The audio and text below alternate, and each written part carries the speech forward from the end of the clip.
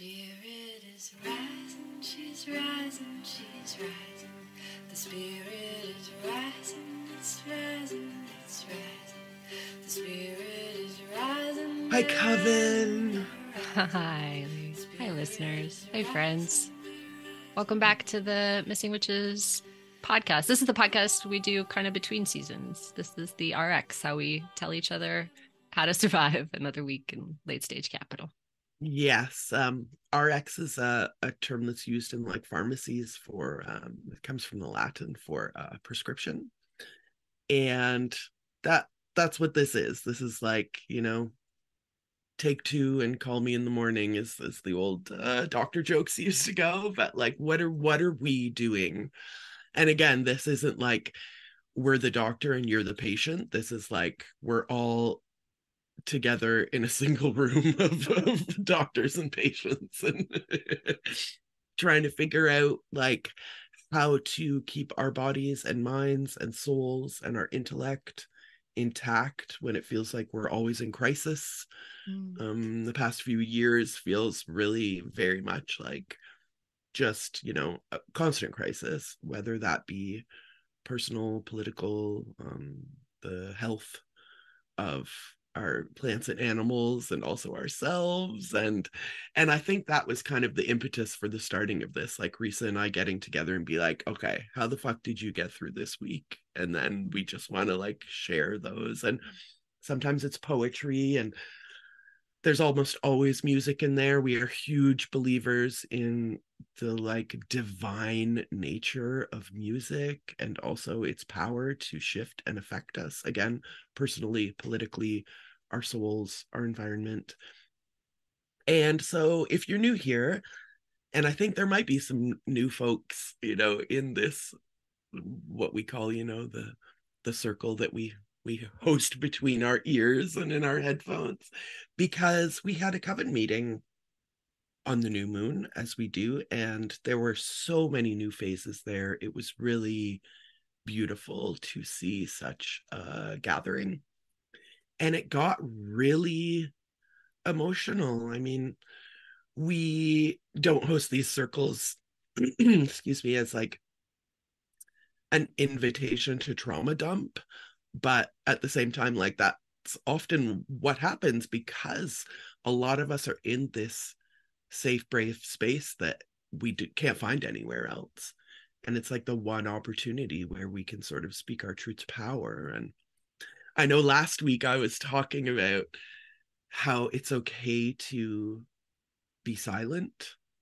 Like, that's okay for many reasons. But of course, like, now it's a week later and I'm on the flip side of that coin, and I'm like, let's talk, let's shout, let's scream, let's howl. So on that note, Bex Mui of House of Our Queer did some reading from the Scorpio new moon chapter of our newest book, New Moon Magic. And it was so beautiful to see someone else. Like, I kind of forget what we wrote a lot, and then someone will read something and I'll be like, wow, thank you for reminding me that that's out there in the world. Now, Bex didn't read this specific piece, but our circle this week really made me, again, like I was talking about the power of silence last week, and this week I really want to talk about the power of like of getting it out. This is just a quick paragraph from New Moon Magic and New Moon in Scorpio, and the theme of this chapter is the circle, which is like exactly kind of what we're doing here and what we do with our coven mates. Founder of Black Witch University, Lakeesha Harris has expanded her vision of the radical healing circle, shifting her vocabulary from calling it a safe space to describing the circle as a brave space. She wrote, quote, "We must cease to suffer trauma in silence and alone. We must call out and call in and gather in truth and stand in our magic." When we spoke to Lakeesha, she said, "There is no safe space for us, especially as witches, but we can be brave together." And so again, the prescription, part of the prescription this week for me is this idea of being brave together, of forming some kind of alliance with your friends or your family or your coven mates where you know that you're not going to be judged too harshly, if at all, and that you can, explore the shit that happened to you or is happening to you and see how we can take the power back. One of our coven mates brought up that amazing sort of like uh, climactic scene in the movie Labyrinth where Jennifer Connelly says to David Bowie, and this in fact turns out to be like the magic words, "You have no power over me." And just the effect of, and again, this is a fantasy movie, and we understand that this is fantasy, but it really, if you watch the scene, and we'll put the whole scene in the newsletter, if you watch the whole scene, it really rings of like an abusive relationship, the way that David Bowie talks to Jennifer Connelly. It really has the echoes of abusive relationship, even though he's a goblin king, and not everyone who heard us is like technically a goblin king. But again, I love a metaphor, so I'm gonna keep that vocabulary of like, well, that guy's a fucking goblin king, or that woman's a goblin king. But the magic words turn out to be, "You have no power over me." And so how can we conjure that in our own lives? How can we like hold up a hand in that like stop in the name of love way and say to whatever it is, be it the government or our families, "You have no power over me"? How do we conjure that? And I think a circle is a good place to start conjuring that energy. Yeah, I've been thinking a lot about Scorpio new moon time, those water currents under freezing layers, like the water that's moving in the earth, the water that's unseen, and how we make that like unseen force, how we tap into that unseen force, when like everything is like noise and terror, and there's a really scary election on the horizon in the United States. There's many forces actively funneling millions of dollars to drive divisiveness in places that are not at war and generating war. I want to have an idea of a spirituality or of a practice or of a community building that is empowering, that is activist. And that's something we talked about in our circle too, is like, how do we use this idea of witchcraft or ourselves as witches to not feel disempowered by this idea that like things are written out and the maleficent forces are out consuming us, and the Illuminati and all these things that are so often anti-Semitic as well. But like, how do we really stay rooted with each other and use these tools and practices to fuel our sense of power and to fuel our like creative, imaginative, world building power too, as and I mean, one thing that I really rooted in this week, I guess I keep using that word rooted in. I'm thinking a lot about that. I don't know. I want to have roots. I don't want to just be like floating on the wind, and being in circle really does make me feel like that. Just listening to people's stories or listening to people's ideas, just having people be there in that circle. I mean, that we were like 50 people, not everyone speaks. That's totally fine. You just listen, but just feeling that presence of like that same sort of longing. Yeah, it's really grounding. One of our coven mates recommended we check out Jeremy Dutcher. Is it Dutcher or Dutcher? Do you know? I'm gonna go Dutcher. Such beautiful music. I guess his first albums he released in his indigenous language in Ojibwe. And then this album that just came out in the last couple of months that he's touring now is in English, but has indigenous words in it. And the name of the album he explains is like basically the word witch in Anishinaabe. And it is that idea of like queer magic, two-spirit magic, indigenous magic, like these places that power and the sacred have been hiding, as Marian Peck said in our interview with her way back. So that's the one song, one of the two songs I'm gonna prescribe you this week, Amy. And maybe our listeners too. And for both of these songs I brought, it's the music video I'm prescribing, okay? I want you to not just listen to it, but sit with this video art piece that was made and just let it be like immersive. I don't know. I was like one of those kids, we didn't have TV. So when I went to my grandparents' house and they had MTV, it was really fucking hard to get me out of the basement because all I wanted to do was watch music videos. I think music videos are the coolest. I love that art form. Yeah, Jeremy Dutcher, Take My Hand. So emotional. This beautiful, beautiful song. And the lyrics, I mean, at one point in the lyrics, he says, take my hand, but not my light. The words that we find are new. And all of the ghosts that we sing back to teach us our way of listening. Give yourself to dancing days. Sorrow and grief create a place for new love to enter in. If you listen for its name, I will always be there for you. It really feels, and the way the video opens and closes, you are in the presence of two spirit ancestors, and it feels very sacred and like you're being called in to listen to a new kind of love. And that feels very healing and hopeful. Yeah, in continuing in defense of silence from last week.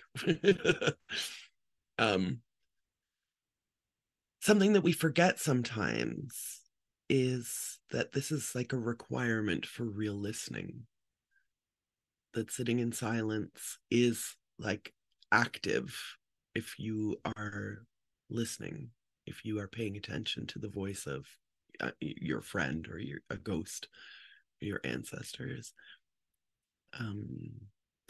And I think so much about this like old, military adage of like divide and conquer. So if we need to divide in order to conquer, then to me, that means that if we gather, we can fortify and make ourselves unconquerable. And listening is part of that.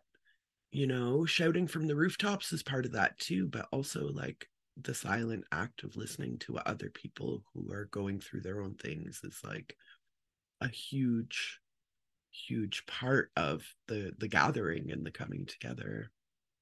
As much as we also love a choir, 100 voices all at once singing in harmony, there is a place for the silence as well. Yeah, it's that interweaving. And I mean, we got to try to figure out how to listen to each other if we're going to build some new kind of peace. It's going to be a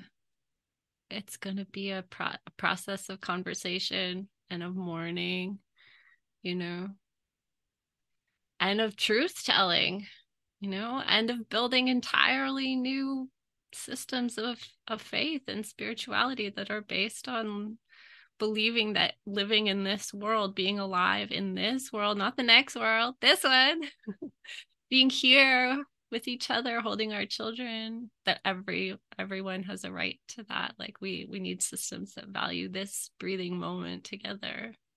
Yes. Listening And for that.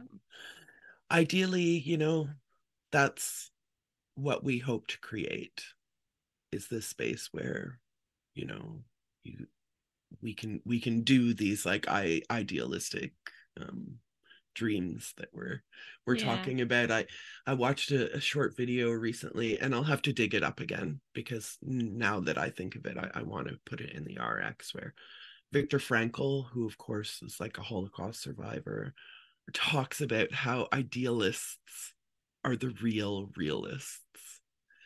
And I love this notion of someone who has been through so much to still hold fast to this notion of idealism, that if you tell someone they are capable instead of telling someone that they're not capable, then like this becomes the reality that you put into their mind. We talked at our meeting about this, the systems of control, and part of that is like the propagandizing of ideas, and for most of us, like our first propagandists were our parents or our family, who tell us what to believe and how to believe it, and what to think and how to think it, and how to feel or not feel or behave or not, all of that stuff.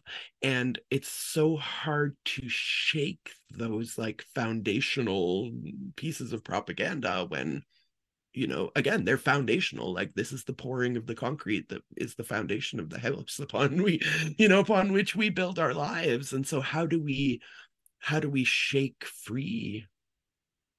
How do we shake free from like all systems of control, whether they be like governments that don't have our best interests in mind, or parents who want us to live out their fantasies of what they wanted their life to be, and so they put their disappointment from themselves onto us, and et cetera, et cetera, et cetera. Abusive relationships we talked about, and how do we like just put up that Diana Ross and the Supremes hand of like, stop in the name of love, like stop. How do we just put that hand up and have that resonate in our systems? We don't know. Again, this is what we always come to, is like, we don't know, but we're trying to figure it out, and we would love for you to like help us figure out how to do that. Diana Ross is probably a good place to start, right? Well, I sort of, and again, this is how my mind works. It's like, some people have a train of thought, and mine is like a swarm of bees of thought that sort of like seems random, but maybe not. I was thinking about this like physical act, and I would love for you, those of you who are listening right now, to like try it, to like hold up your hand like in that stop, and like really stretch your arm out and think like stop, and see what effect that has on you. So I was thinking about that. And then I was thinking about like what else we can do with our hands that are like magical gestures. And so, of course, as my mind goes, I started thinking about the Pointer Sisters. I started thinking about pointing, and how this can be like a very defiant act as well, whether it's like pointing at someone, or pointing away. I cast thee out, and I'm sort of like, for those of you who can't see me, I'm like gesturing, with my finger to the right, like I cast thee out. And so, I'm thinking about the Pointer Sisters always, but specifically in this moment. And so I brought two Pointer Sisters numbers. Again, sort of two sides of the same coin. The first one is Neutron Dance, which is like a complaint. It's like getting it out of your system, and the song itself is relentless. Like, the beat comes in and it just never fucking stops, and that's sort of the thrust of the song, is like kind of energy. And Neutron Dance, it's funny because the people who wrote the song, they wrote it because they were hoping to like get it on the soundtrack of a movie that was like about some kind of like a sci-fi movie about some kind of nuclear event. But the song has absolutely nothing to do with that. However, the song came out during the height of the Cold War, and so like the Russian government was like, Neutron Dance, is this some kind of anti-Russian propaganda? And it's funny because the song is actually an anti-capitalist song. So if the Russian communists, and again, I don't think that Soviet military communism is the version of communism that those of us who are idealists about these ideas have in mind, but it's the opposite. They're criticizing late stage capitalism, and also this idea of just wanting to hide. The song starts, I don't want to take it anymore. I'll just stay here locked behind the door.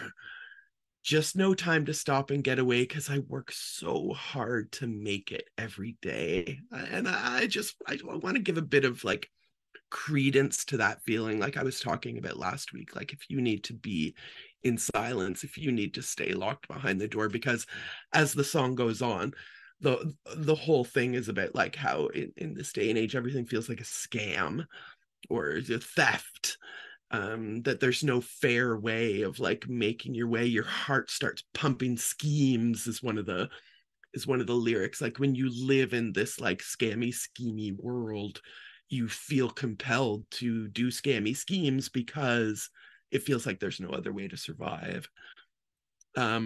And I just want to acknowledge that feeling. I'm not advocating for scammy schemes in any way, shape, or form, but that feeling of like, I can't be good and loving in this world because there's no space for that in my survival. But again, Neutron Dance is like, it's relentless, and if you put it on, you can be angry. And I put it on and I'm like screaming the lyrics and just like shaking and like doing the craziest dance that I could muster and sort of getting those angry feelings out of me. But then we turn to like earlier Pointer Sisters. This was in the 70s. Things were a bit funkier, and Ronald Reagan wasn't the president yet. And so we had different ideas maybe about how to come together. And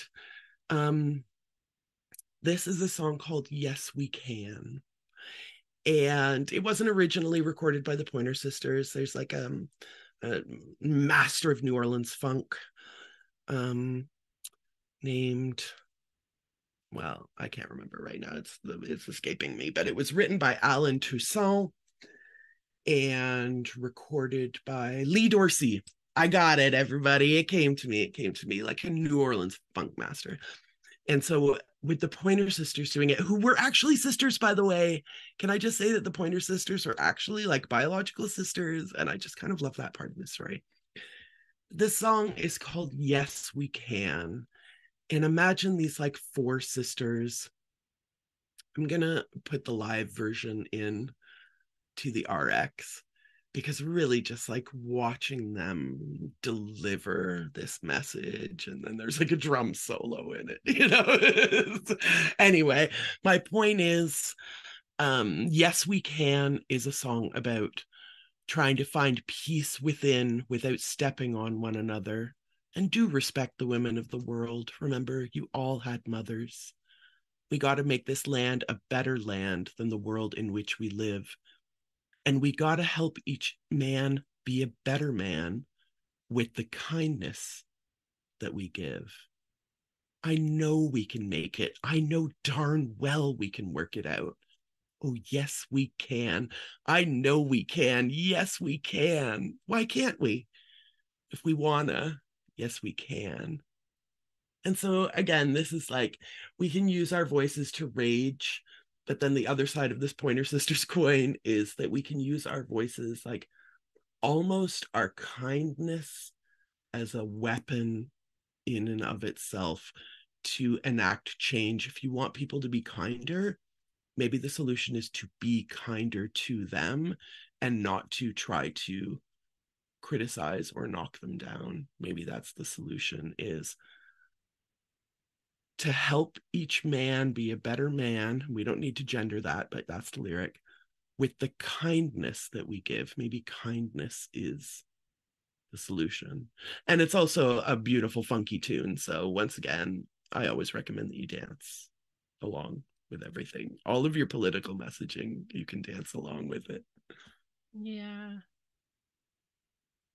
Oh, well, I guess I can segue that right into my next song. Although I'm going to actually not do that.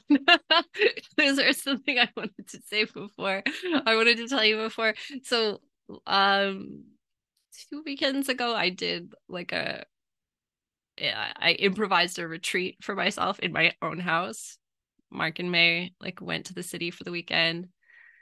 I spent a bunch of the weekend just cleaning and organizing, dancing around. I was only allowed by myself, the rules I made up for my retreat. I was only allowed to like listen to good music, no murder stories, nothing even narrative, just music, dancing, cleaning. I had this really intense moment. I was shaking rugs. The sun came out, and I took the rugs outside and I was shaking them. And I started shaking them so angrily, and I was crying. And I was just like, get away, like, get the fuck away, like, get this violence, get this extractiveness, like get this away from our families, our communities, get this away from children, get this away. Let them just see us love and care for each other. Like, anyway, I was thinking about that when you were pointing. Yeah. And again, like maybe it sounds glib to like suggest dancing. I mean, we know better. We are witches, and we've both written about dance in both of our books. But how like a physical process like shaking a rug can really like activate a symbolic process of like ridding ourselves of the dirt and dust and grime that we have trampled ourselves into our own spaces, right? Like, yeah. And so the very powerful physical motion of shaking a rug can really loosen those like symbolic ideas and within shake your nervous system, shake your parasympathetic nervous system, shake it all out. Like, remember that you have, for me, I often forget I have ranges of movement outside of what I am normally constrained into by writing or podcasting, the chair, driving, picking up the kid. Like, I need to be remembered that my body has bigger power in it, and that helps me when I need to say what I think, just clearly say what I think. And I think like being in spaces where I exude love and kindness, non-judgmental, I'm going to like embrace people of different faiths, but I'm also going to say exactly what I think. So that's not for everybody, but there's people who are always going to see that and be like, that person makes me feel safe in a way that this person who tells me what I need to believe or what doesn't make me feel safe. And that does crack things open for the future, I really believe that. Or if you're somebody who is around children and you can take that moment to be like, I love you for exactly who you are, you little light. You're just such a good little light. You are perfect just the way you are. You're perfectly imperfect. You are just the way you are is just excellent. Look at your beautiful face. Like, if you can give that to children, and the world for them is so malleable, time and space is so malleable that they might live in a world where they are never being told that. And to have someone tell them that once can like bloom into possibility in their whole lives in ways you don't know. So, and I mean, let's not confine it to children. yeah, Right? Like every adult I know needs to be told that. And, one of my most magical practices, I feel, is that sometimes when I am feeling a type of way and I need something, I just randomly give that thing that I need to someone else. And I feel that magic reflecting back onto me. If I need to be told I'm good or whatever, then I might like text somebody and be like, I just wanted to let you know that I think you're awesome. And like it's something, it's not fishing, like it's not like I'm gonna text as many people as I can and see who gets back to me and then I'll eat those notifications. No like, shade. I mean, get it any way you can. I think there's nothing wrong with texting a bunch of people you love them, so they text you back. Right? That wouldn't be evil, I don't think. Definitely not evil. Definitely not evil. Not how you do it, but but I mean, that to me again is a huge magic. Like if you are lacking something in your life, try giving that thing to someone else and then see how it is reflected back to you.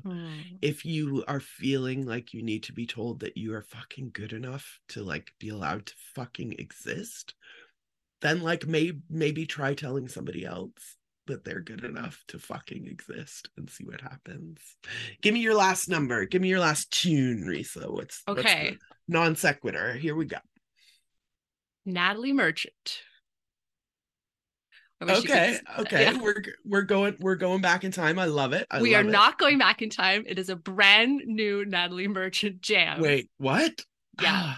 When like people that you have placed in a certain filing cabinet like escape that filing cabinet and you're like, wait a minute. She's out. She's escaped. She's a full witch. I was like, what? Natalie Merchant was like recommended to me. I was on YouTube or something. It popped up and I was like, okay, all right.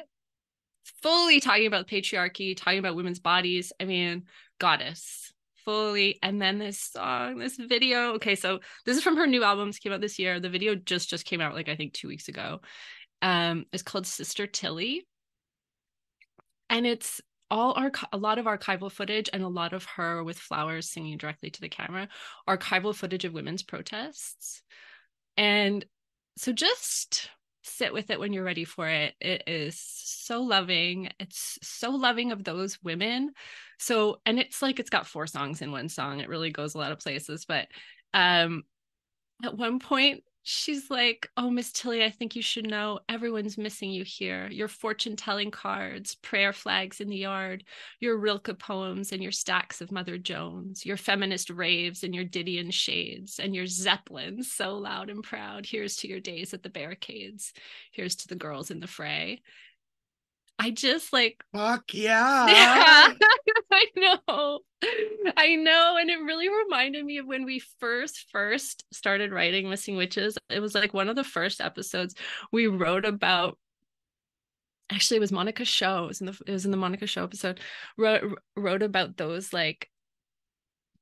witchy feminists, like aunts, or, you know, stepmothers, or like those ladies that you're like, that for us represented this mix of feminist activism, political activism, and also a commitment to nature and to spirit, and to exploring their own spiritualities and exploring their own minds and their own curiosity. There was like those old ladies with their fucking tarot cards on the barricades. I mean, and watching the archival footage, it's very, very beautiful.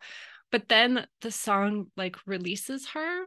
So if you had someone in your life who gave you that and they're gone, and you feel conflicted sometimes about wishing they were here, wishing you had them as guidance, this song is such a ritual piece for that, I find, because it also releases her. It also said, like, she's in the everything now, you know. It says, it's, you go on without us. Don't even think about us now. Everything fades. Sister Tilly, you're a superpower. Sister Tilly, you're a lotus flower now. You're a constellation. You're a white light vibration.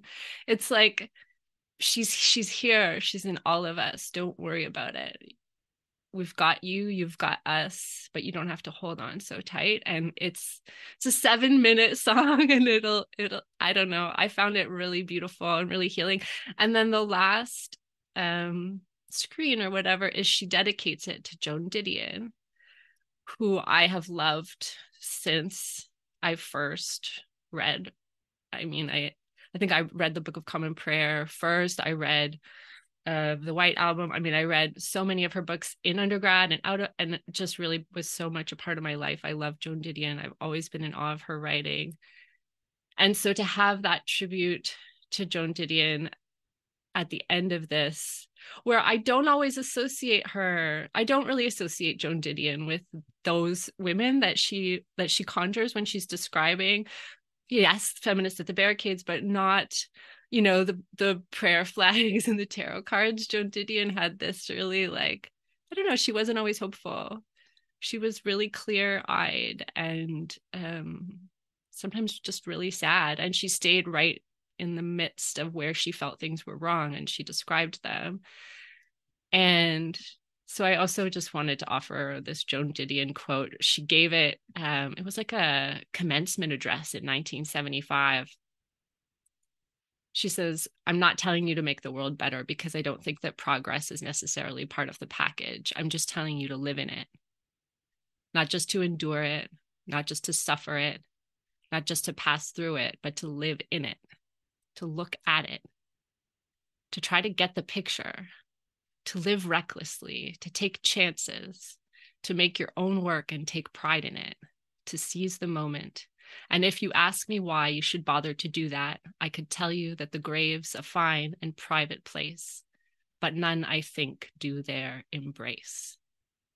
Nor do they sing there, or write, or argue, or see the tidal bore on the Amazon, or touch their children. And that's what there is to do, and get it while you can, and good luck at it."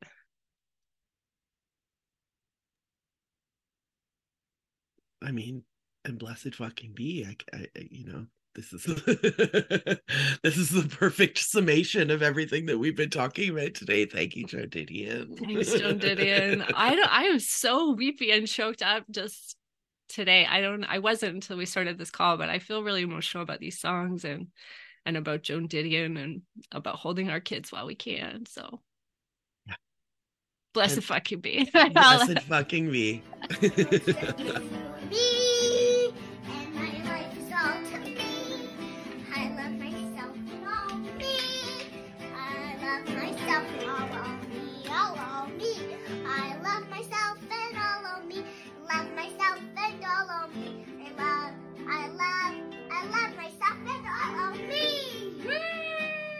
If you want to support the Missing Witches Project, find out how at missingwitches.com.